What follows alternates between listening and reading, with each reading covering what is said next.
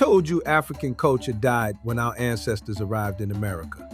The Gullah/Geechee people are evidence that Africa never completely left.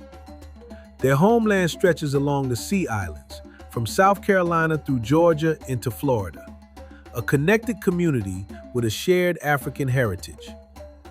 Their ancestors brought more than labor, they brought science.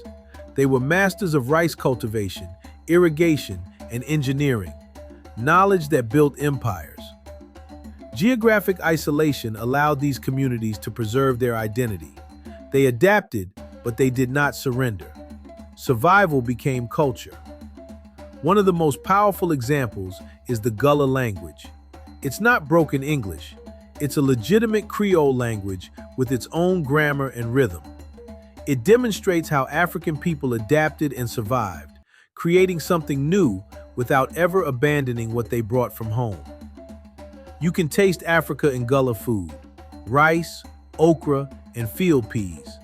These methods carry visible connections to West African culinary traditions. America enjoyed the food, but often erased the people who created it. This is culinary memory as resistance. You hear Africa in their spirituals, call and response worship and ring shouts. This is where gospel, blues, and jazz found their roots. The African principle remains: no voice stands alone. That is Ubuntu expressed through sound. Sweetgrass basket making is a bridge. Every basket contains mathematics, environmental knowledge, and cultural memory, a vessel of ancestral skill. But culture cannot be separated from the land. After the Civil War, families acquired land that became heirs' property, collectively inherited wealth.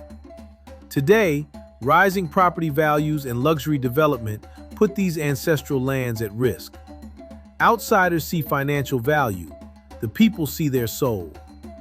America loves the culture, the food, and the baskets.